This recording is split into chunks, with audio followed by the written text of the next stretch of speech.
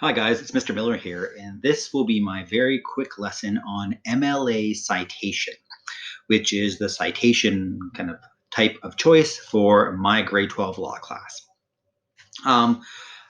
Just about why I picked MLA. Well, this was the citation kind of type of choice in my legal studies classes at the University of Waterloo.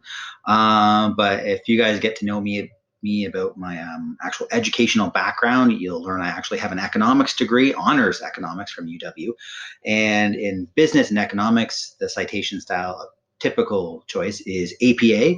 If you take a lot of history classes, you may do a lot of Chicago style citation.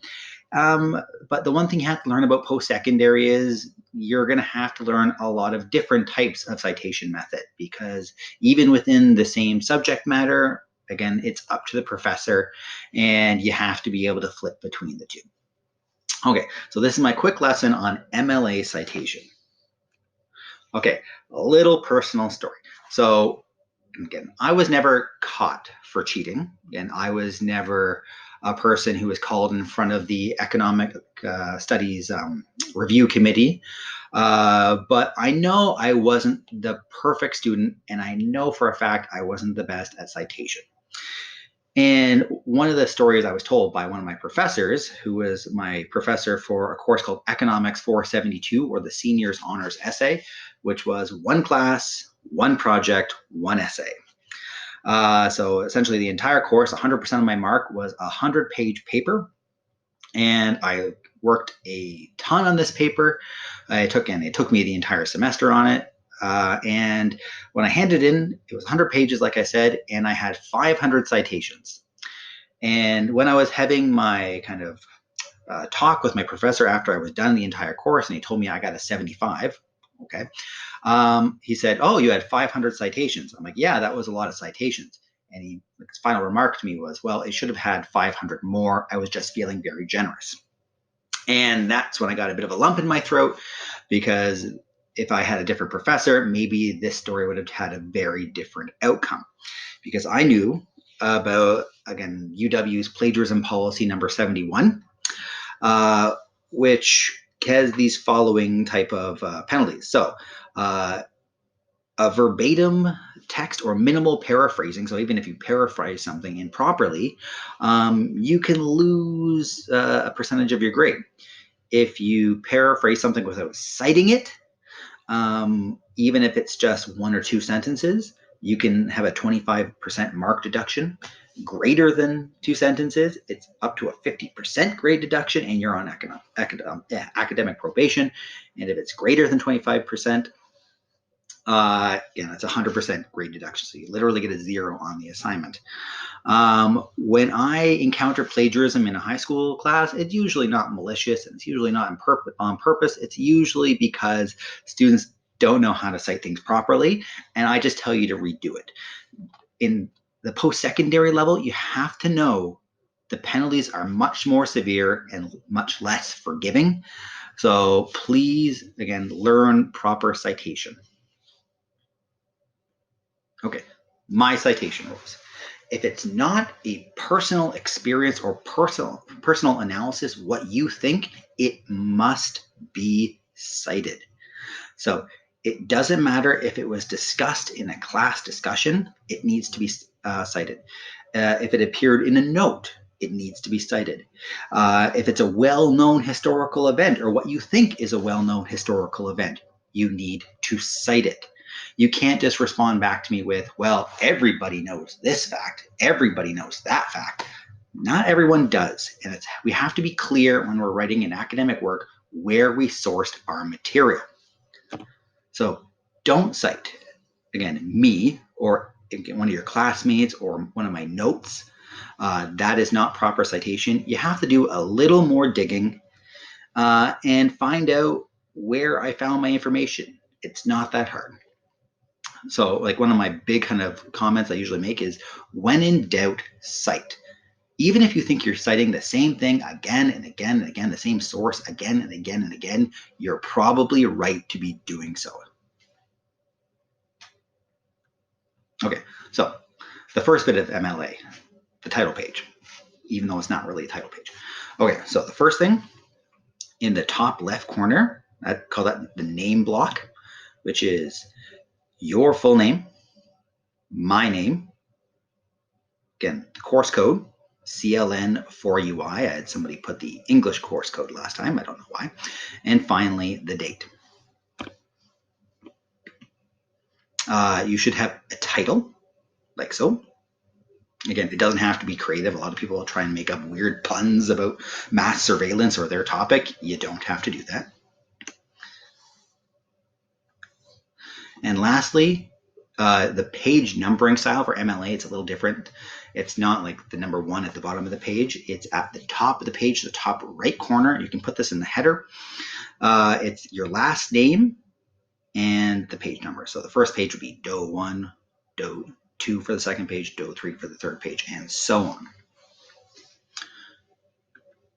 Okay, the first part of MLA citation. It is the part, I'm going to say this right now, most students miss or don't do properly. And it is the in-text citation. So when you are, again, citing something, so let's say I was talking or I was writing a report about the country of Azerbaijan, and I was talking about or writing about their population. And the sentence is, the population of Azerbaijan is 9 million approximately. Okay, obviously this is not personal knowledge. I'm not Azerbaijani. I did not go to Azerbaijan and count every single person. So this is information I would definitely 100% have to cite. So you need this part, which is after you've given me a fact that you have borrowed from another source, or an idea you've borrowed from another source, someone's opinion you borrowed from another source, you need to put the author's last name in brackets before the period. There is no little subscript 1 like you would in a footnote. It is just the author's name in brackets if you're using a website. If you're using a book, it would be the author's last name in brackets and then the page number from wherever you found it. But for most of what you're going to be doing for this particular assignment, you're getting your information from websites. So you need the author's last name in brackets, then the period. So this is important. And even if you are, again, we have like 5 of these little in-text citations because you keep referencing the same source in multiple sentences, that's okay. Just make sure you have that in-text citation every time. It may look weird. It may look like you have an in-text citation at the end of every sentence, but that is okay. Okay, lastly, your works cited page. So this is like your bibliography, if you want to put it like that.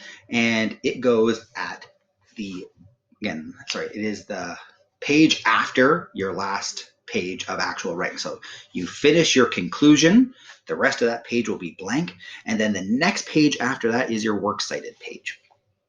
Okay, so for an MLA citation, again, you would write the author's name, full name, title of the article, title of the website, the publisher, the date published, and the date accessed. Sorry, it's being cut off right now. And finally, the URL or website address. So again, you could write these out by hand and determine each of them, your full sources individually, or you can work smarter, not harder. There are websites like citationmachine.net and EasyBib. EasyBib is a website and a Google Docs add-on, and it will actually create your works cited page. So I suggest definitely using one of these two. And if you have a good source, you can take the website address, copy it, and paste it into a citation machine or EasyBib, and it will pop out with a full, proper MLA citation. So just make sure you're doing that. Again, work smarter, not harder. And a general rule is, if you can't find a particular part of a citation, whether it be the author, publisher, or date published, something is missing, it's probably not a good source. Okay, because if you don't know who wrote it, do you know they're credible? If you don't know who published it, you don't know if that publisher has a well-known bias.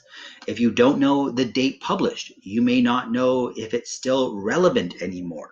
Or maybe there has been a new discovery which isn't reflected in your current source you're using. So if you can't find every part of it, don't use it. Okay, I have an example here. So I'll read this to you, and it is something that I wrote, or I can pretend I wrote, and it is referencing an academic study about affirmative action by the authors Chetty and Hendren. So I'll read to you. The case for affirmative action is made clear by Chetty and Hendren's study from Stanford University, proving once and for all that race does impact income inequality and not everyone can pull themselves up by their bootstraps. In this landmark 30-year study, they followed 20 million children and found that African American boys who grew up in wealthy households were far more likely to be living in poverty in adulthood than their white counterparts. Even when boys from similar neighborhoods, family types, and parental education were compared, the results were the same. So what I want you to do is pause the video right now, read this, and think, how many citations should this paragraph have? If I'm writing it and I am borrowing all my information from Chetty and Hendren's study. So pause it and try and determine how many in-text citations should it have. Okay, I'm just going to escape because I'm going to put them all in and I'm going to highlight them for you. Okay, so hopefully you've done this activity and you've tried to guess how many it needed. And the answer is 3. I borrowed, whether it's facts, conclusions, or ideas from Chetty and Hendren's study 3 times. Okay, and it starts right from the first sentence.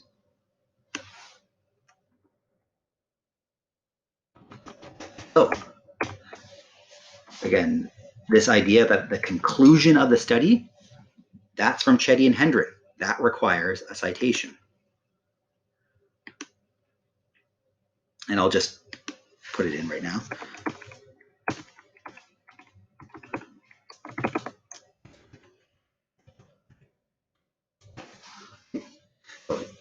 Second one, that needs a citation too. This is the structure of the study, how Chetty and Hendren studied affirmative action and its impacts.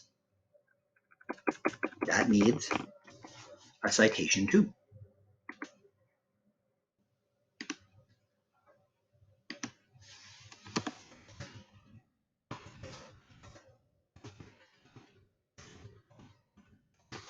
And lastly, again, that last sentence, it needs a citation too.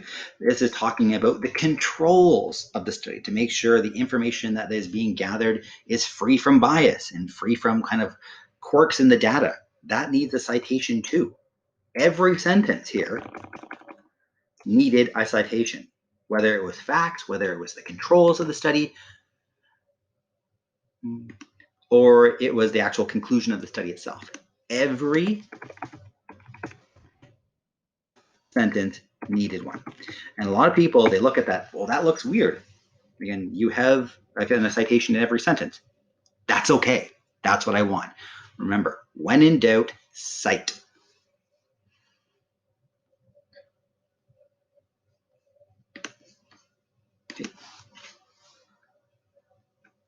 Okay, the last thing I'm going to show you, and I am going to include this entire presentation, so if you missed something or you wanted to stop at a particular point, I'm going to include the entire presentation file in the post for citation, because the last thing I'm going to leave you is the proper MLA citation for the State of Surveillance documentary we watched from Vice.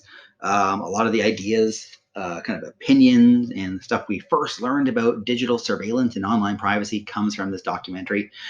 So it'd probably be a good idea to cite it. Okay, if you have any questions about MLA citation or how to do it, please ask me, leave a comment on the post in Google Classroom, because often, remember, your classmates will benefit from that. Okay, guys, have a good one.